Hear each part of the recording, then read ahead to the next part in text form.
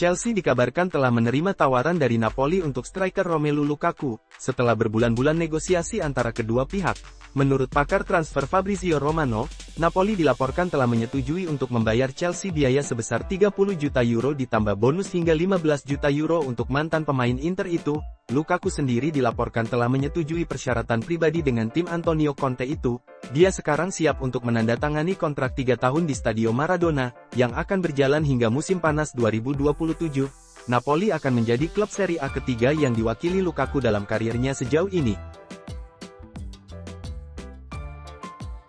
Juara bertahan Premier League, Manchester City membuat pengumuman penting.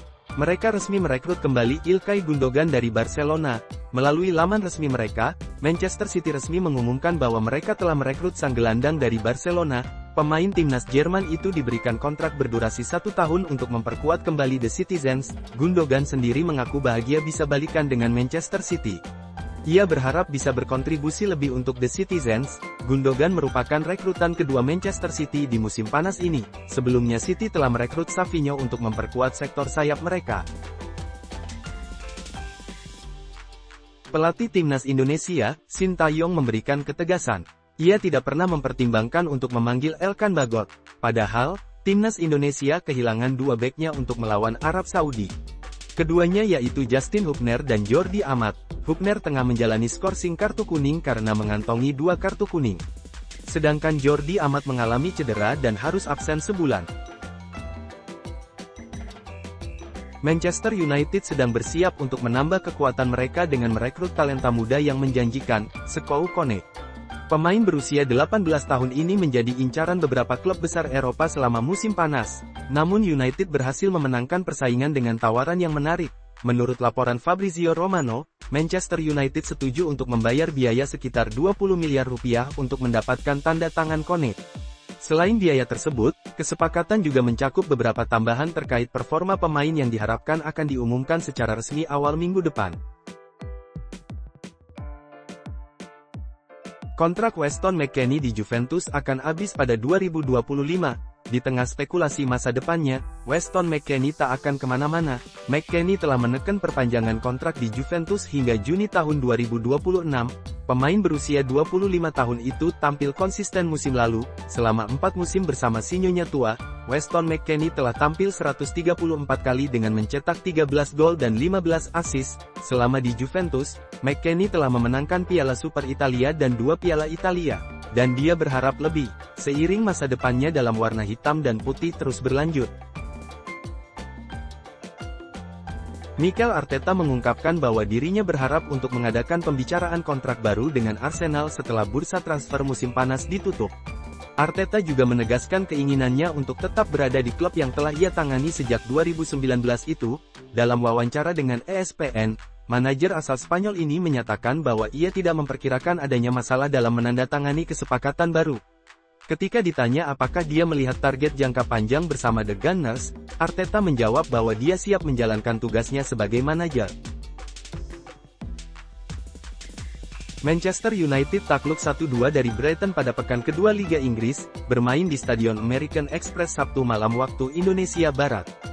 Brighton berhasil membuka keunggulan dengan mencetak gol terlebih dahulu di menit 32, melalui Danny Welbeck. Semenit berselang Marcus Rashford sebenarnya berhasil menjebol gawang Brighton.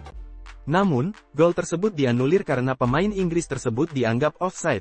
Setan Merah berhasil menyamakan kedudukan di babak kedua melalui aksi gemilang Amad Diallo di menit ke-60. United sempat mencetak gol melalui Alejandro Garnacho. Namun, wasit kemudian menganulir gol tersebut. Alih-alih cetak gol, gawang United malah yang berhasil dijebol pada menit ke-95 berkat sundulan Joao Pedro. Tottenham Hotspur memetik kemenangan pertamanya setelah menggilas Everton 4-0 dalam pertandingan pekan kedua Liga Inggris, bermain di Stadion Tottenham Hotspur pada Sabtu malam waktu Indonesia Barat. Keunggulan Spurs dibuka dengan gol Bissouma pada menit ke-14. Spurs kembali mencetak gol pada menit ke-25. Kali ini dari kaki Kapten Son Heung-min setelah memanfaatkan kesalahan kiper Jordan Pickford. Gol ketiga Spurs terjadi di babak kedua atau menit ke-71 melalui tandukan Christian Romero di kotak penalti. The Lilywhites semakin menjauh setelah Son Heung-min mencetak gol keduanya pada menit ke-77. Dengan hasil ini The Lilywhites naik ke peringkat keempat klasemen Liga Inggris setelah mengoleksi 4 poin. Arsenal mengemas kemenangan keduanya di Liga Inggris 2024-2025. Meski sempat kesulitan, meriam London mampu mengatasi Aston Villa dengan skor 2-0. Sepanjang babak pertama, kedua tim cukup kesulitan mencari gol. Beberapa peluangnya terus dimentahkan satu sama lain. Di babak kedua, Aston Villa sempat masih merepotkan Arsenal. Akan tetapi Villa malah kebobolan terlebih dahulu melalui Leandro Trossard dan Thomas Partey. Dengan hasil ini Arsenal menduduki peringkat ketiga klasemen Liga Inggris setelah mengoleksi 6 poin. Sementara Aston Villa harus puas berada di posisi ke-12 klasemen Liga Inggris, dengan mengoleksi 3 poin saja.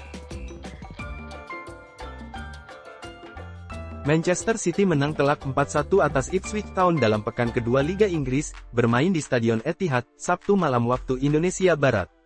Manchester City dikejutkan dengan gol cepat Ipswich yang dicetak Sami Šešmović pada menit ke-7. Manchester City menyamakan kedudukan setelah Erling Haaland mencetak gol penalti pada menit ke-10. The Citizens langsung berbalik unggul 2-1 pada menit ke-14, kali ini lewat gol Kevin De Bruyne. Haaland tidak membutuhkan waktu lama untuk mencetak gol keduanya dalam laga ini.